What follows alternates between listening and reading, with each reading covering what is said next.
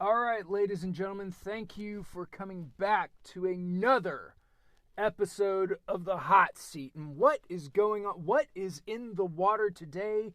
Because we have yet another horrifying harbinger sitting in the hot seat tonight.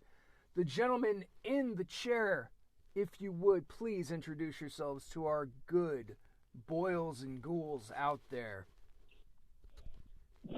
Um, I'm Greg Moquin. I'm one half of Supernova Comics. And we have a Kickstarter going on right now for Chronicles of Horror Issue 2. It's a horror anthology. And it's like Creepshow or Trick or Treat, stuff like that. Okay. Now, what drew you to horror anthologies? So we normally do superhero comics because I write superhero comics. But my friend Matt, that's a comic creator, he came out with like a zombie comic like a couple years ago. And then I found him on Facebook somewhere, and we've been talking, and he came up with this project called Chronicles of Horror, and it's a horror anthology that's like all Hitchcocky and stuff like that. And I was like, oh, I like horror movies. And then we just were talking last year. We made the first one last year. It only had 4 stories in it. This one has 8, and it grows depending on if we hit stretch goals and stuff. We're still kind of struggling to get to the funding goal. We're like 2,000 away from funding, but yeah, horror. I'm just like big into horror, so yeah, that's why I wrote 2 of the 8 stories that's in that. Oh, okay. That's always good to know that the creator did sit down and get their hands dirty in that way. So, is this gonna be like a yearly anthology thing, kind of like an annual, or were you hoping that once this one picked up that you could go to the next one, do like maybe bi-monthly or monthly? That'd be amazing. But um, what we were planning on doing was doing it like an annual thing. So obviously the first one came out last year, and then the second one came out this year. If it doesn't fund, I already have a plan B. But if it does fund, it's not going to come out next year anyway. It's going to come out in 2 years because I already have plans for the third one. Oh, It's going to okay. be like, yeah, it's going to be like way bigger. And the second one has this whole like TV theme to it. So it's kind of like a horror anthology, like TV show or movie. And the third one, I already have an idea what like the direction we're going to go with it. Okay, so for actual horror hounds out there, would you compare this to like VHS then? With the whole TV/horror anthology concept? Yeah, like I actually forgot that the first issue, like both issues technically aren't connected, but they are. And the last story in the first Chronicles of Horror, it says it's set in Ohio in 1993. I was like, oh, that's awesome. So we full at the 90s thing, and there's like it's on a VHS tape, and he put the host guy that we have, the Gravedigger, Mr. Chronicle, he puts a VHS tape called Stay Tuned. That's what the second issue is called. In his VCR, sits down to watch his like horror anthology called Stay Tuned. There is a movie called Stay Tuned, but it's nothing related to that. Yeah, I think I remember that movie, but yeah. Uh, Yeah. so you have a host like character named Mr. Chronicle? Yep. Matt came up with the idea, and I was like, oh, that's a cool character because it's like the crypt keeper from Tales from the Crypt, or like the creep from Creep Show. But yeah, we wanted like a host type of character that talks to the reader, like other horror anthologies. Um, and for the third issue, I already know what I'm going to do with him. So Okay, so he's going to become like a major component to your annual horror anthology concept. yeah, Okay, that's pretty interesting. Um, do you think that the horror host has become a bit of a trope within horror within sequential horror, or do you think it's still necessary as a means of like bringing the reader back? Because some of these people really do start going deeper with that, and you have that moment of, oh my god, what did I just read? And then the horror host kind of pops a quick pun or whatever and kind of lightens the mood. Yeah, yeah, yeah. It's a trope, I think, but it's like some of our stories are pretty like messed up. So when we don't really go back to him, we originally were gonna have we're gonna go back to him, but we made it this whole like TV-esque theme thing. So I had one of the artists on the team make a beginning page, and that's only showing him walking inside, sitting down to relax after working all day. And that actually takes place right after issue 1, so it like just flows right into that. And then there's an ending page, but I'm actually keeping the ending page a secret even from that, because there's a thing that happens in the end that's like a huge cliffhanger. So oh, okay. But, yeah, so it's really awesome. Oh, lips are sealed on this end.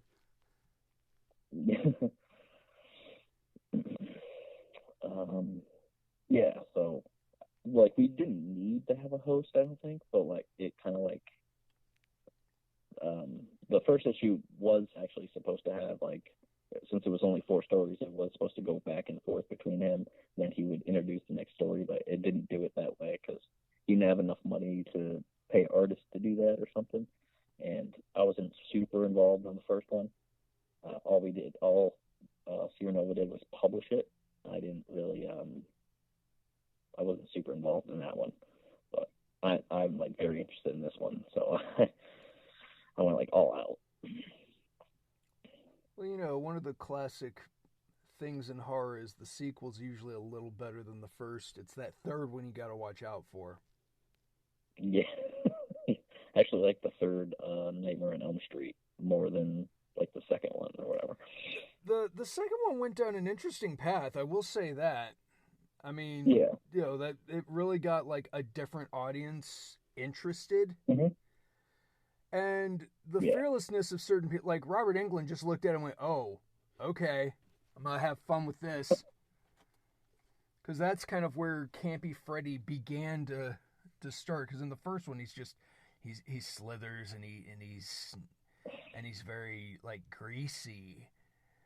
But that iconic moment when the girl says, oh God, and he flips the claw up for the first time, just, this is God. Like, oh, okay, you win, you got us.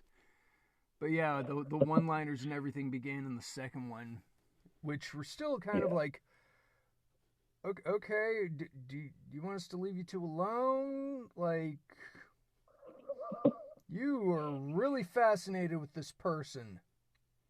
Yeah. And then the third one is when Freddy just, hello there, kids.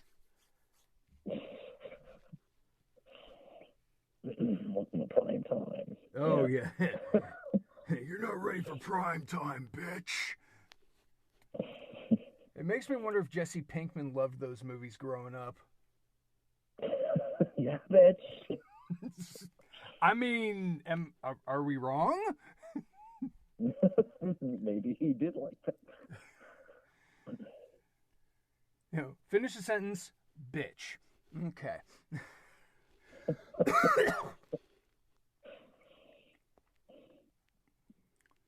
But when it comes to horror, are you more of a creature feature kind of person? Do you like the body count type stuff, or are you one of those that if a bit of a mind flayer kind of thing happens, if we go into like eldritch horrors, is that your preferred fright me please kind of thing? I like all kinds of horror, but what I wrote, one was actually like, it started out as a joke, one of the stories, and a lot of people that keep seeing little pictures like that teasing of it, they really like it, and I was like, oh, that's good. So we had like a chat after the first one ended, and we were just just joking. Me, Hector Barrero, Matt, and we were just joking around like, oh, like we could have like this like turtle. And he's like a serial killer. I was like, that sounds amazing. Huh. And then like 2 days later, I wrote that, and I'm like, well, now it's a real thing. And he's like, oh, now I have to draw that. So Hector is on that story, and he drew that. So it's kind of like Chucky. Instead of a doll, it's a turtle. Okay, that's different. Yeah. And then the other one is just messed up. I don't even know where I got the idea from, but it's another kind of serial killer person, but it's a girl, and she's a painter, and it's just called Painter. And anyone that's kind of like fascinated with her art, for some reason, she kills. And I might have her in the next issue as well to like kind of go deeper into her character. But yeah, so I don't know. I'm fascinated with like serial killers, and I don't know why.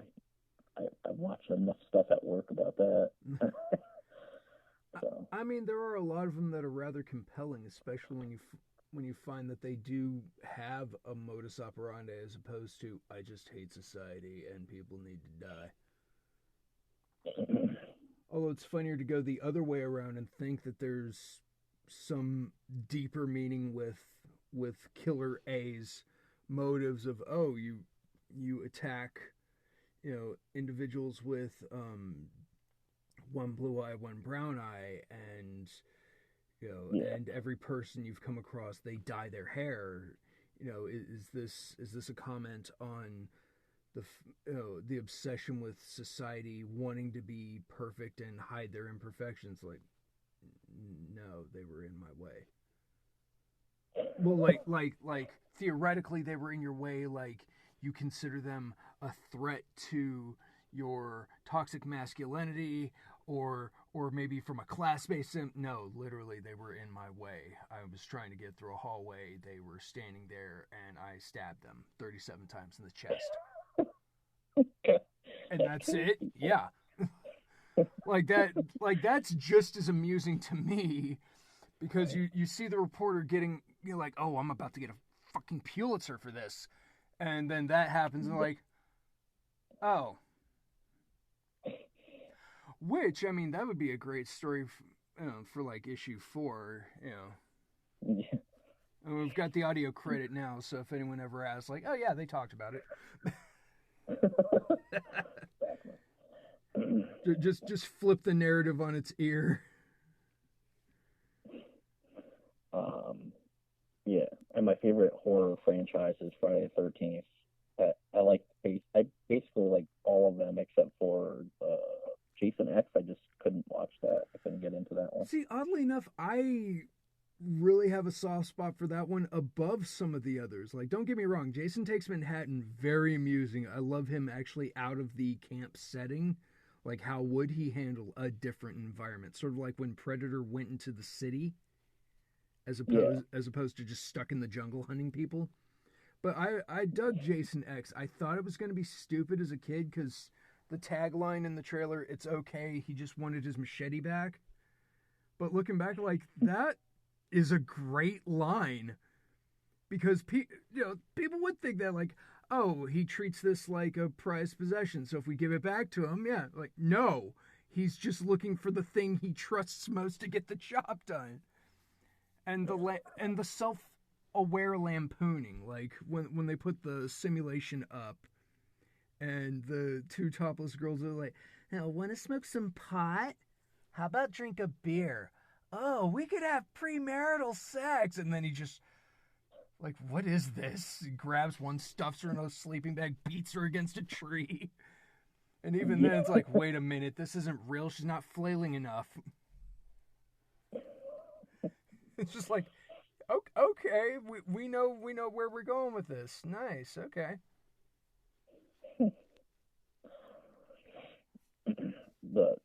There's a story in the second issue that is a lot like, it has a lot of Friday the 13th vibes. I didn't write that, but there's another writer, Jason Webb, and it's actually his like writing debut in this, and he wrote two stories. One's called The Lurking, and the one that's like Friday the 13th is called Split, and it's actually a silent comic, but it's got super vibes of Friday the 13th. Nice. Very cool. Yeah. Well, that should definitely be intriguing. Yeah, and the art is insane. When it comes to the traditional slasher, as they've been dubbed by the kids these days, um, do you think it's better that that particular threat has a basic weapon, or do you think it's better to see escalation? Because like with Michael Myers, he always has the butcher knife, Yeah. and there are times he's choked someone to death or whatever, but he always goes back to the butcher knife. Where Jason, on the other hand, yeah, he's got the machete, but we've seen him use a spear gun. He's used an axe. They've always teased that he would use a chainsaw at some point, but I've never seen it. But like Yeah. he gets creative. Now, in fact, in Jason Yeah. X, he has some very interesting ones, like that nitrogen bath he gives the girl and then shatters her face. The sleeping bag. That's another good one. That's like my favorite kill in that series. Is that?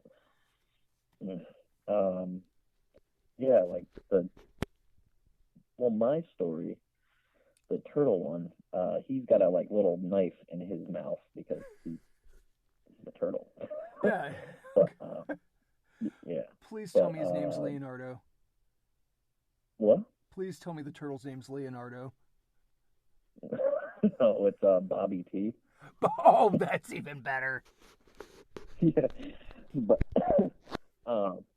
the other one is the painter, and the painter has a what is it called, like a painting knife, like what you use on like a I can't even think of it right now, but like what painters use. That's like her weapon.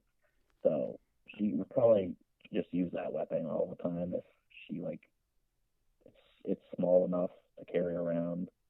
So, Okay.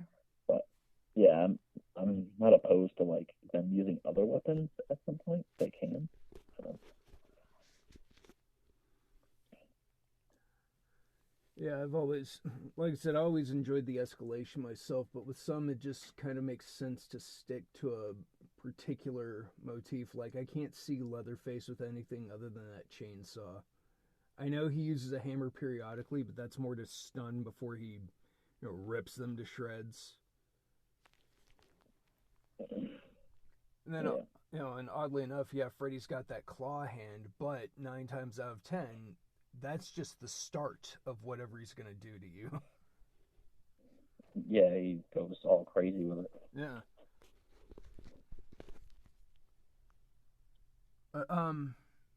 What are some writers or directors or artists that pulled you into this particular world? Like what were some inspirations for you? Friday the 13th. So just that franchise in general. I'm on Elm Street, so with Craven. Scream's pretty cool, and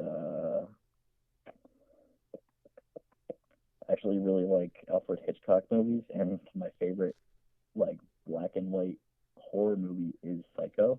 So I mean, if you're gonna go somewhere there, yeah.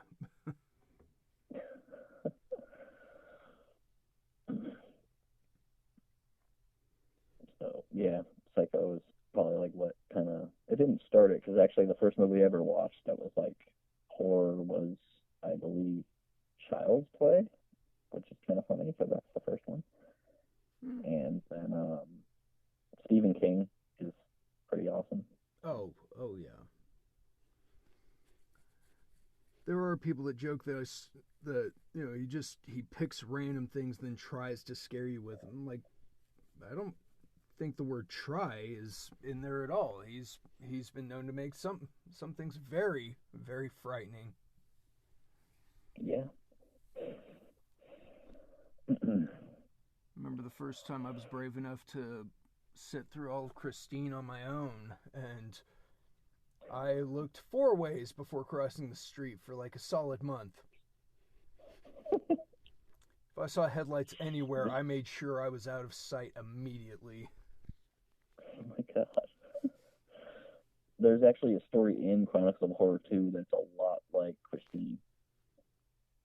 And Matt wrote that, but it's like the car is more futuristic. It's like if Elon Musk made a car, but the car attacks you. Oh wow! So Skynet is responsible for this particular threat.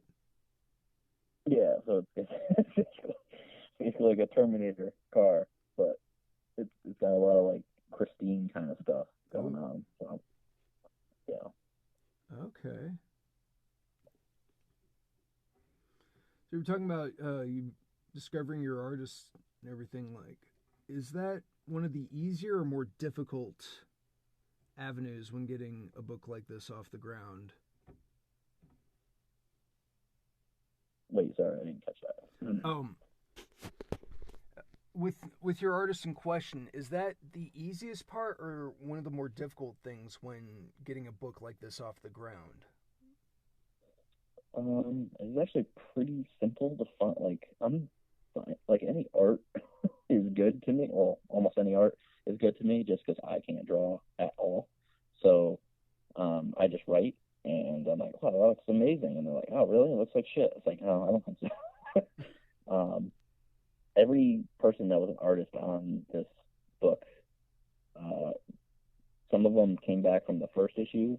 So, like Hector Barrero, Ian Miller, which did the car story, and Abel Gonzalez, they all came back from the first one, and they actually like just improved since like the first one. So that their art is even better, and then the new artists that joined, all of it was just amazing. So I was like, it's very awesome just seeing it all put together. Very cool. Very cool. I have my question here. All my notes are scattered about. I'm sorry. I thought I was as organized as I was last time, but apparently not. Where's my stack? Under the. You never check under your desk before you go to work. Okay, here we go. So, do you think this genre is a little too saturated in one thing or the other? Like do you believe that other groups, other interest groups can get involved in anthology horror and make it work?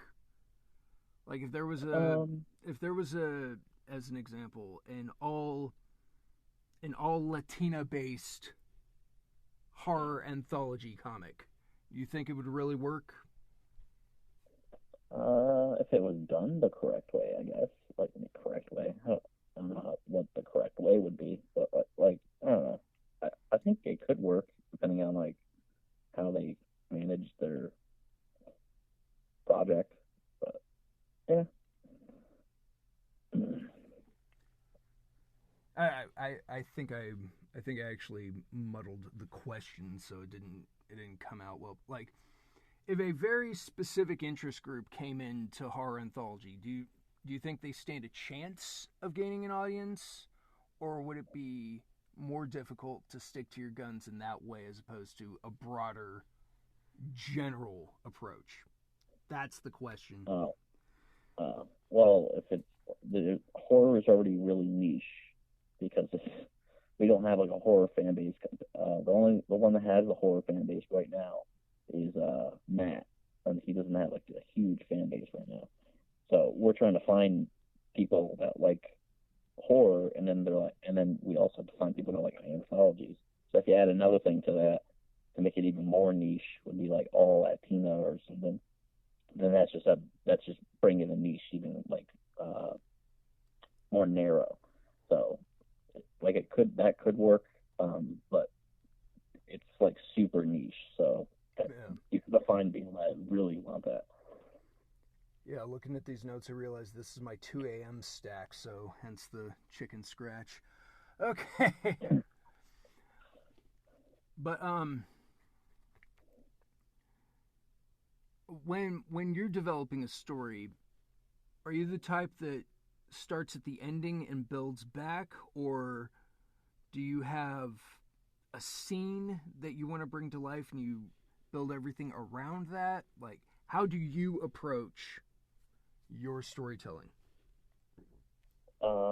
I outline it first, so I like just do bullet points. And I'm just like, this like A, B, C, D, whatever.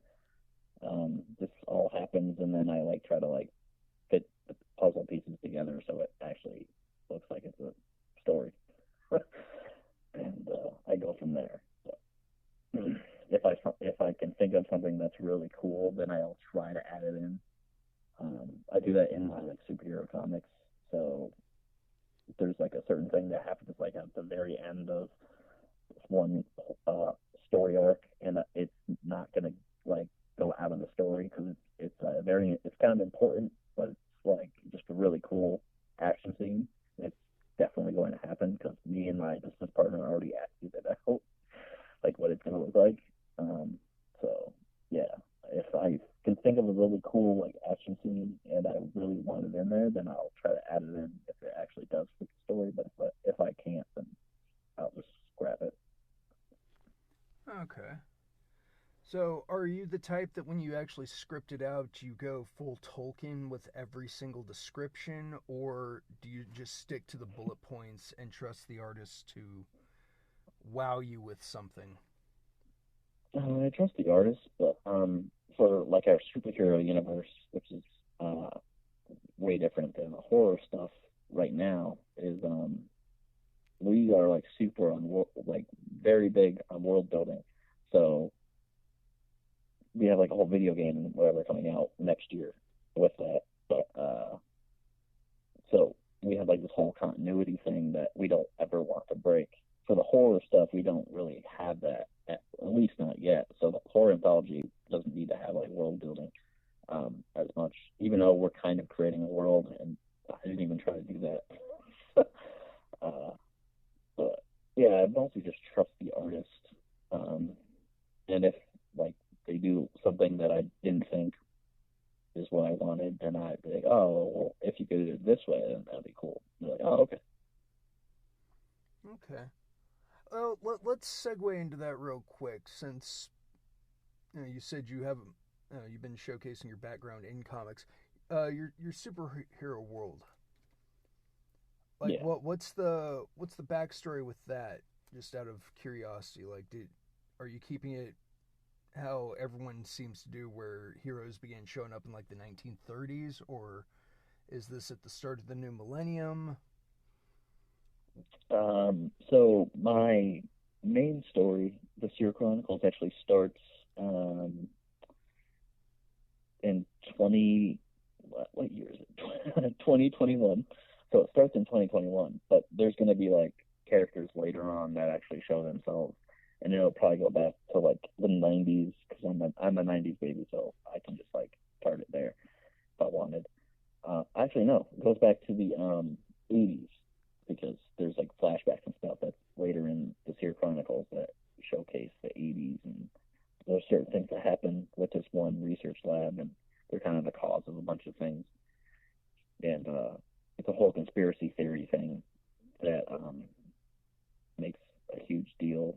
Uh, and superheroes are kind of created through that. Okay, Yeah. very intriguing. Do you have any of those books out like on shelves, or would people be able to find them online? So the second one I just got printed, and it's like I'm staring at it, which is awesome.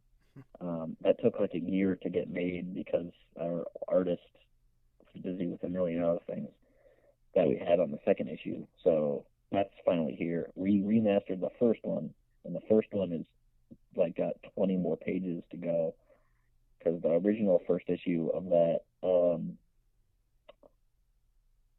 like some of it wasn't put together right because the artist that we had at the time was from Brazil, and he couldn't translate some of my script, and also my script wasn't a full like script like that was edited, so there was kind of problems there as well. That was on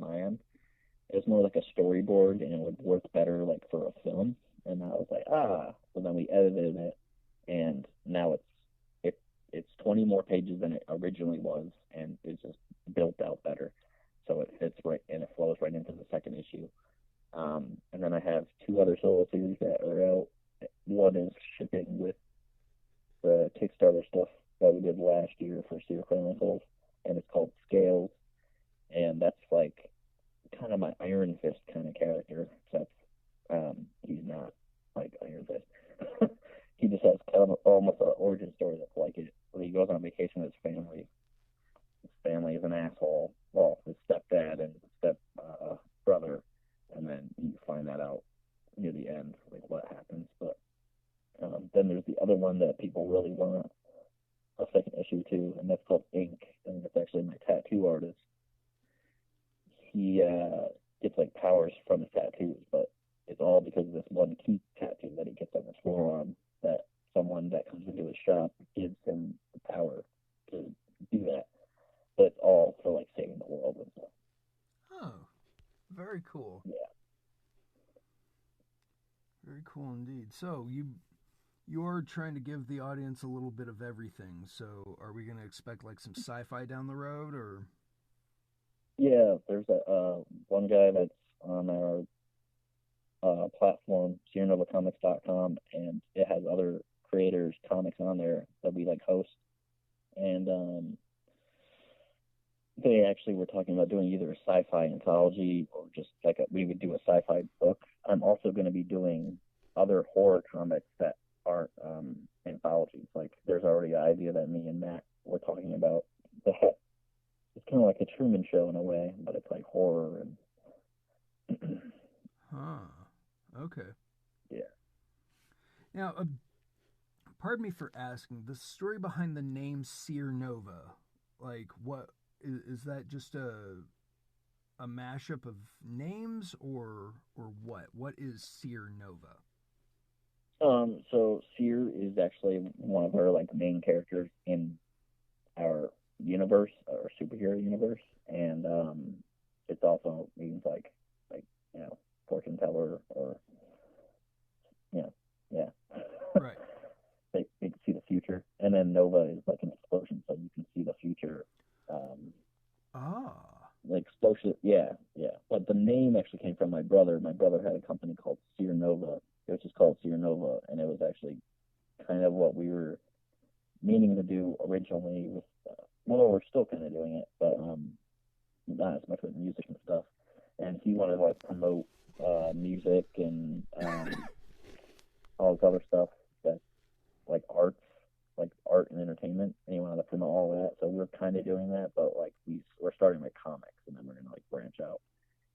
Hey, there's nothing wrong with that. I mean, get a base and go from there. Yeah. So I just took the name because he dissolved his company, and then I just added comics to the name. And I was like, here we go. I mean, it gets the point across.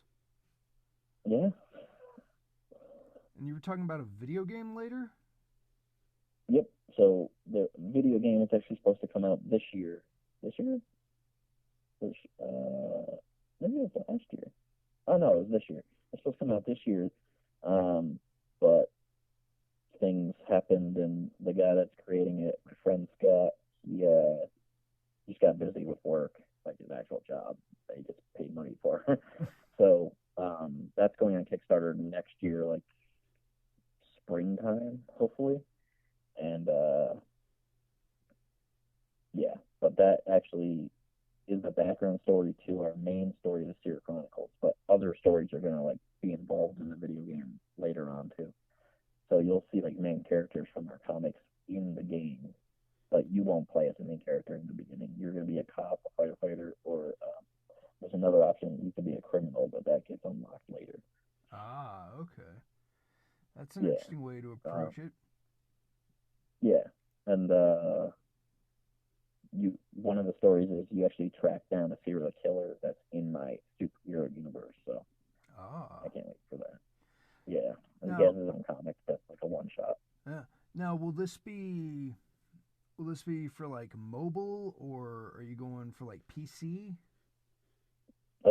So it's going to be on our website. You're going to have to like sign up on our website. Or our website is slowly changing into like a Patreon, but not just for us. It's a Patreon for like all the creators on our website. And it's called Nova Nation, and it's right now it's $10.99 a month. I think it's $10.99. And nobody has like signed up for it yet because we're still like getting it ready. But we're actually going to really promote it like next year. You can sign up for it right now if you wanted to, but right now we just have like the concept art and like pages from the comics that we're putting out on there on the back end of that. Well, yeah, like if you were to pay for it, you would be able to see that because it's behind that paywall. But other creators are going to be able to upload their stuff for their comics or whatever they have going on, and you can check that out so you can kind of like be more involved with the creators process. Excellent. Very cool. Like serious thoughts being put into this. Yeah. And I actually do have a sci-fi comic coming out next year. I forgot about that. I mean, you're clearly a busy guy, so. Yeah. It's called Mittens the Space Pilot, and it's just my girlfriend's cat that she had from childhood. But he's kind of like Rocket Raccoon, but he's a cat, and it's actually not. It's like violent, but it's like kid friendly. So it's like young adult could actually like read it, and so there's like no Saturday swearing. cartoon style, or yeah, kind of like that. One of the artists the artist that did the beginning and ending pages on Chronicles of Horror, J.R. Harris, and he has his own comics, Henry Graves and stuff like that. He's going to be the artist for that, and I already have 3 issues written out for that. But I have more, and it actually does connect into our other comics later on, but I'm putting it out next year because it doesn't really spoil anything that is happening. But yeah, so he's a space pilot, and then he's trying to steal this item that's actually really important, but it's really funny what the item is. Those are always very fun. Yeah. So, with your Kickstarter, how far along are you? Like, how many days left? Right now we have 10 days left, and we're at 3,000 something, and we have to raise $5,777. Okay. So, yeah, I do have a plan B if it doesn't fund, but I'm really hoping it funds. Well, hopefully plan A is the way to go, but the fact you have a plan B at least shows that you're thinking ahead. You're being smart about this. You're not a total gambler, but yeah. It is fun to roll the dice, isn't it? Yep. And it's only that high because we're paying like remaining money to the artists that haven't got paid yet. So that's the only reason why it's that high. I mean, that's fair, but hey, the kids are getting paid, so that's good. Yeah.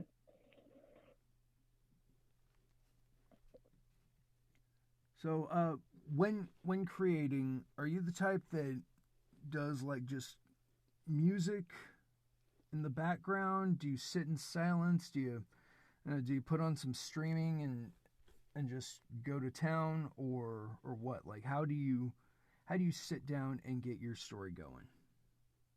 I actually do put like music on, and the music actually kind of affects like what I write. So if I put on, I don't listen to rap, so I only listen to like rock kind of music. So if I put on like Dance Gavin Dance or Day to Remember, something like that, then the writing will be a little more like action packed compared to like if I put on something that's kind of depressing sounding or like Midwest emo kind of music, then it becomes depressing. But, I'm sorry, Midwest emo? Yeah, I guess that's a type of like emo music that's it's very whiny. It's like they're complaining a lot. Well, I just didn't know that there was Midwest emo. That's why I'm like what's the difference? Did they run out of cheese at the at the cafeteria? Like, what's Oh gosh, oh golly gee me, oh my. It's just more, it's just more whiny, I think. I like all of that. But, so you have like My Chemical Romance, which is emo, and then you have like Real Friends, which is like more like whiny, like I can't even think of it right now, but yeah, there's a different sound. Okay, just that's gonna be something rattling in my brain tonight. Midwest emo.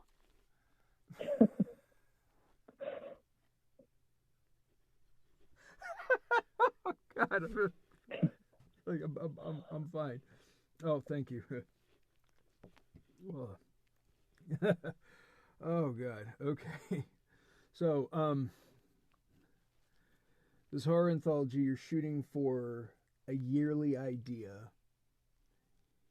You've already got issue 3 technically mapped, and you will be working on Yeah, it soon. yeah. The third one's like mapped out in my head a little. There's Yeah. more artists that actually really wanted to do it, but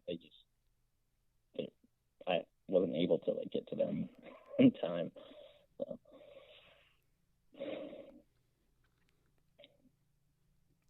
Okay. So you got your horror, you got your superheroes, you got your sci-fi. What other areas of comics would you like to try and tackle if you had the chance? Hmm.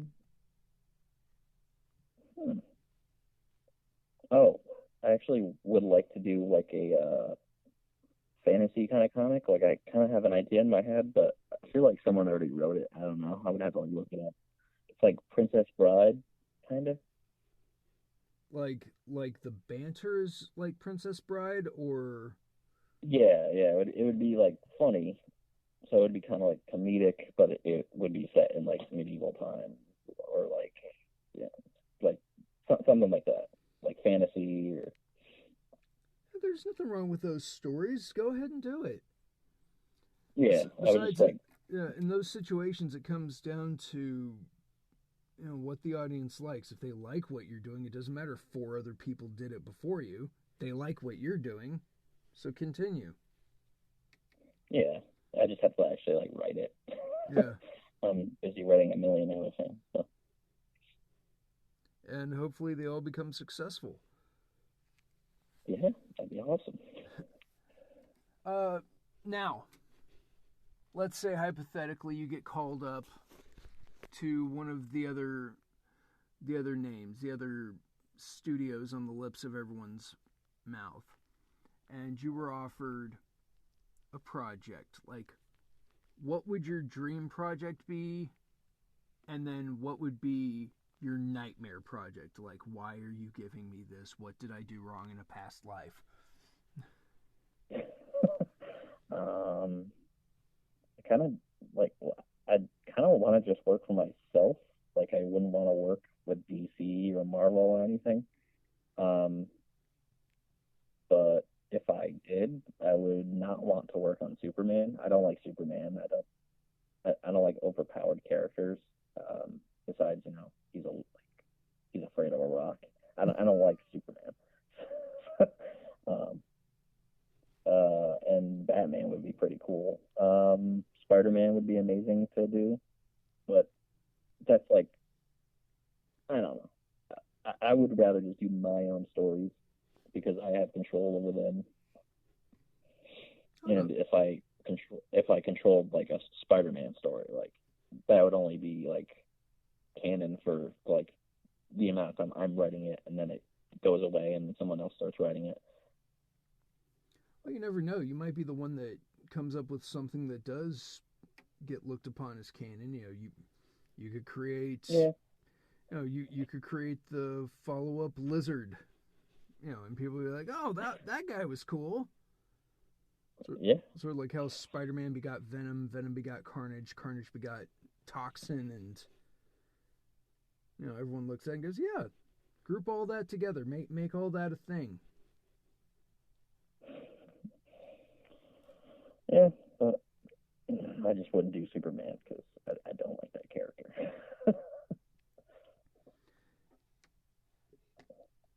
I will say that goofy controversy everyone's talking about. Yeah, I don't even care about that. It's more just like I just don't like Superman as a character because he kind of doesn't relate to anybody. So how they're trying to, I don't know. I just don't really care for him. Well, I think the concept of always kind of being a fish out of water is what makes him appealing. So that kind of does work, but Spider-Man connects more to people just because he's either a kid or he's a college student or whatever, and more life people is never actually... life's never really easy for him either. Like even when he got the dream come true where he was owning a company, it was not a good day for him ever. Yeah.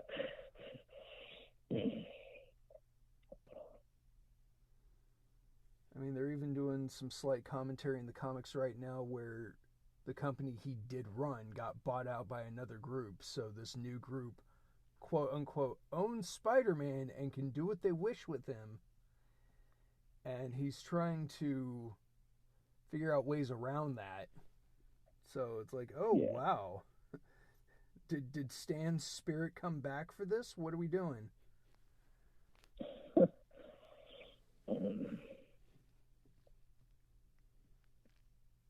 And to think there's a parallel world where Michael Jackson actually played him in a movie. A little weird factoid I came across while, for some reason, that's what came upon me while I was getting my notes ready for this, was rediscovering a fact that Stan Lee and Michael Jackson tried to buy the rights to Spider-Man from Marvel back in the day. Oh, yeah. Yeah. And Michael was going to play him if they succeeded and made a movie of it. That would be weird. But hey, in that third movie when he goes all emo, at least the dancing sequence would have been a lot more entertaining. Yeah.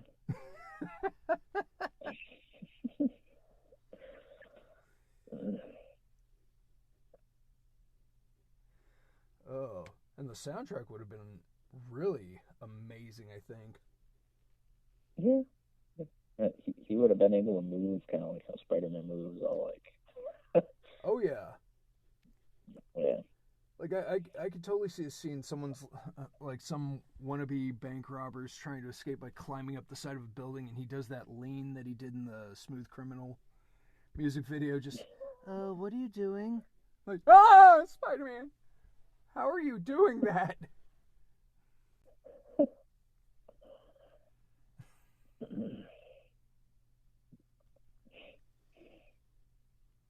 God, I wonder if there's any fan art of that. If like enough people know, and they have Spider-Man doing moonwalker moves, that'd be hilarious if there isn't and someone does it. Tumblr, please make my birthday wish come true and get me pictures of moonwalking Spider-Man.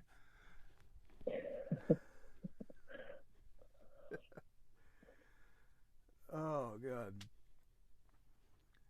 Like, what is the weirdest fan art you've come across? I don't know. There's this like guy that it's not weird. It's more like cool. He like Rob Powers. He puts like one or two characters and mashes them together. So it's just like this really weird character. So you do like a Ninja Turtle and like I don't know Deadpool or something. They just look crazy. Yeah. Okay. That's got to be somewhat entertaining. Yeah, he just did one that's like Kang and two other characters, and he put them together, and it's like, huh, that's awesome. Oh, it kind of reminds me of the amalgam characters back when Marvel and DC could actually get along. Yeah.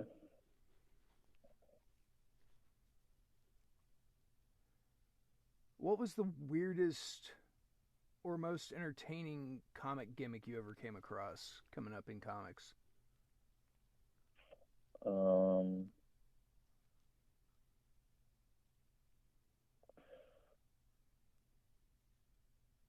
hmm, I don't know, but yeah, I don't know, but like not gimmick, but just like uh, and he's not my favorite, but I really like Static Shock, and I don't know why he doesn't have a movie or anything. It's kind of like not related to like gimmick, but Well, he and the rest of the Milestone guys are actually getting an animated movie. So, yeah, that's cool. yeah. I want like a live action movie. That would be awesome. Oh yeah, live action Static would be great. Yeah, Have him up there with Icon. Just do a yeah, size comparison and everything. She's like, Jesus.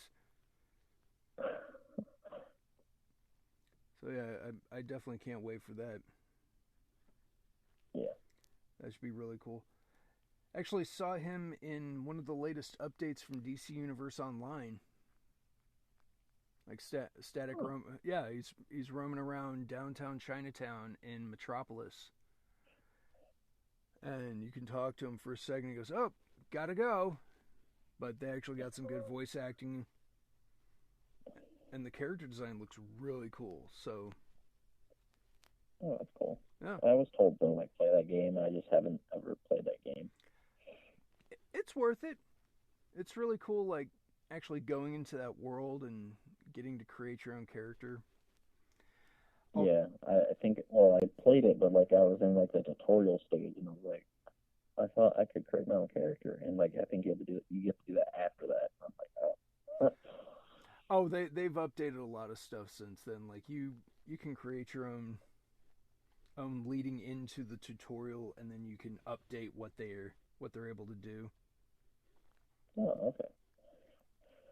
Yeah, I'm gonna check that out because it looks cool. I just like I never got back into that after Oh, I was like playing it. I was like, eh, oh yeah, and they've been around long enough that they've got so much content to work with. yeah, Like if you're more of a spacefaring type, there are so many Green Lantern missions, so many.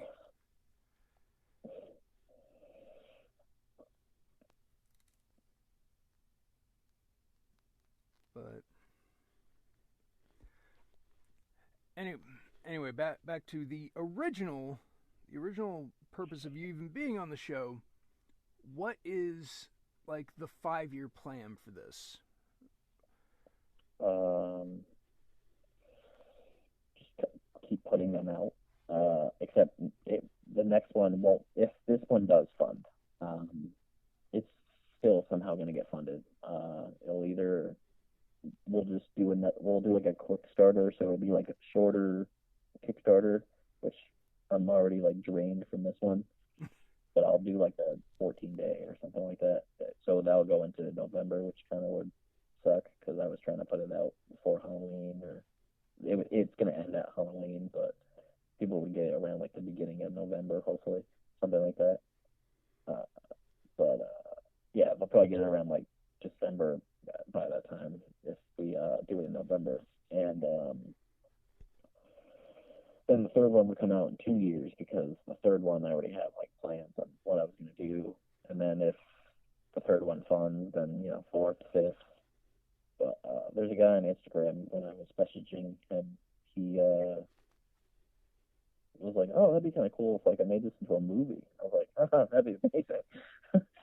So yeah, that'd be pretty cool. A few years down the road, log into Chiller, sit down, like, oh, I interviewed that guy.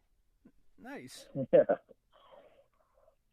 yeah. We were gonna do a motion comic for this one, but some of the artists didn't do it a certain way. Like some did it traditional, and it's just harder to move things for a motion comic if they do it that way instead of digital. So um, we didn't end up doing a motion comic. We were gonna do like a little match game, like a Candy Crush kind of game, a little stretch goal, but we didn't do that either. Oh wow. And yeah, a gory Candy Crush game. That'd be very amusing. it was it's just gonna be like the villain characters basically. So all the killers or whatever. and it would be their faces or something, and you match them, and then it would probably do some weird horror kind of thing, like Some blood blood curdling would spill on the scream. screen. Yeah. Yeah. Blood curdling screams and sharpening of blades. Makes sense. And I could see the painter kind of becoming an inadvertent mascot. Yeah. That'd be cool. Well, hopefully it all does work out. You said you got about 10 more days as of this recording? Yep. Okay. Yeah. By midnight, it'll be like 9. So. Okay, so on the Kickstarter, where would they go to find this? If you type in Chronicles of Horror, it should just pop up in the search. And yeah, if you see like a gravedigger dude, Mr. Chronicle, just chilling in a recliner, looking at the title, that's the Kickstarter. Okay, cool. Well, we're gonna wrap it up here. Thank you again for coming on, ladies and gentlemen. Thank you for joining us on another Hot Seat. I'm Ian Torchetti, and of course, the man in the chair, Greg. Yes, the company is Seer Nova, Chronicles of Horror. Check out their Kickstarter, help them out.